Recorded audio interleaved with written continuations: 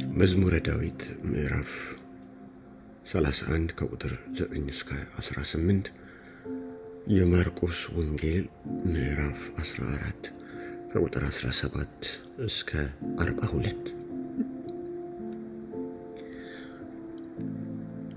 ተቸግሬአለሁና አቤቱ ምራኝ፣ ዓይኔም ከሐዘን የተነሣ ተፈጀች፣ ነፍሴም ሆዴም። ሕይወቴ በሐዘን አልቃለችና ዓመታቴም በልቅሶ ጩኸት። ኃይሌ በችግር ደከመ፣ አጥንቶቼም ተነዋወጡ። በጠላቶቼ ዘንድ ተነወርሁ፣ ይልቁንም በጎረቤቶቼ ዘንድ ለሚያውቁኝም ፍርሃት ሆንሁ። በሜዳ ያዩኝ ከእኔ ሸሹ። እንደ ሞተ ሰው ከልብ ተረሳሁ፣ እንደ ተበላሸ ዕቃም ሆንሁ። የብዙ ሰዎችን ስድብ ሰምቻለሁና በዙሪያዬም ፍርሃት ነበር። በላዬ በአንድነት በተሰበሰቡ ጊዜ ነፍሴን ለመንጠቅ ተማከሩ። አቤቱ እኔ ግን በአንተ ታመንሁ፣ አንተ አምላኬ ነህ አልሁ። ርስቴ በእጅህ ነው። ከጠላቶቼ እጅና ከሚያሳድዱኝ አድነኝ።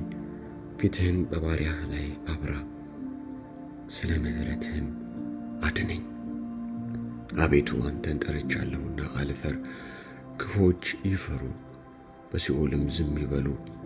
በድፍረትና በትዕቢት በመናቅም በጻድቅ ላይ የሚናገሩ የሽንገላ ከንፈሮች ድዳ ይሁኑ። አሜን።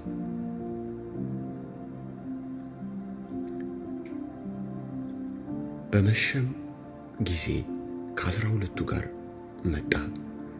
ተቀምጠውም ሲበሉ ኢየሱስ እውነት እላችኋለሁ ከእናንተ አንዱ እርሱም ከእኔ ጋር የሚበላው አሳልፎ ይሰጠኛል አለ። እነርሱም ያዝኑ፣ እያንዳንዳቸውም እኔ ሆንን ይሉት ጀመር። እርሱም መልሶ ከ12 አንዱ ከእኔ ጋር ወደ ወጭቱ እጁን የሚያጠልቀው ነው። የሰው ልጅስ ስለ እርሱ እንደ ተጻፈ ይሄዳል። ነገር ግን የሰው ልጅ አልፎ ለሚሰጥበት ለዚያ ሰው ወዮለት! ያ ሰው ባልተወለደ ይሻለው ነበር አላቸው። ሲበሉም ኢየሱስ እንጀራን አንስቶ ባረከ፣ ቆርሶም ሰጣቸውና እንካችሁ ይህ ሥጋዬ ነው አለ። ጽዋንም አንስቶ አመስግኖም ሰጣቸው። ሁሉም ከእርሱ ጠጡ። እርሱም ይህ ስለ ብዙ ሰዎች የሚፈስ የአዲስ ኪዳን ደሜ ነው።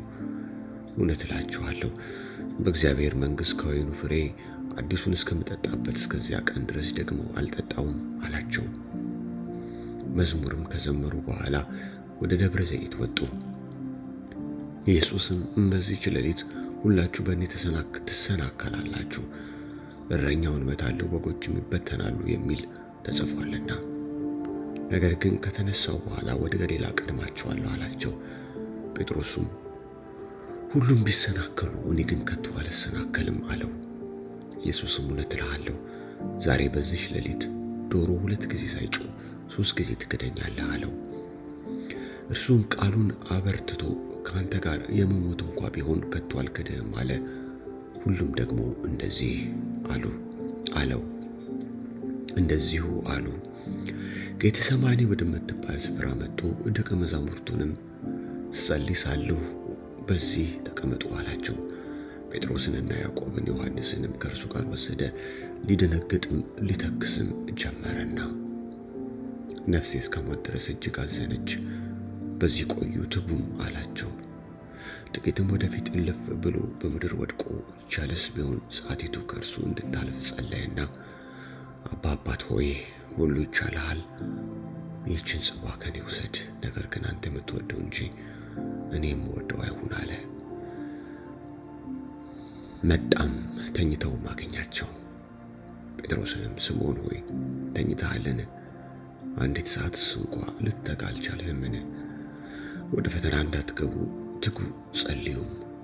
መንፈስ ተዘጋጅታለች፣ ሥጋ ግን ደካማ ነው አለው። ወደ ፈተና እንዳትገቡ ትጉ ጸልዩም፣ መንፈስስ ተዘጋጅታለች፣ ሥጋ ግን ደካማ ነው አለው። ደግሞም ሄዶ ያንኑ ቃል ጸለየ።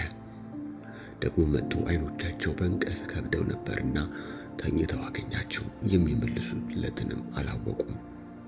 ሦስተኛም መጥቶ እንግዲህስ ተኙ፣ ዕረፉም፣ ይበቃል፣ ሰዓቲቱ ደረሰች፣ እነሆ የሰው ልጅ በኃጢአተኞች እጅ አልፎ ይሰጣል። ተነሱ እንሂድ፣ እነሆ አሳልፎ የሚሰጠኝ ቀርቧል አላቸው። ይህ የእግዚአብሔር ቃል ነው። አሜን።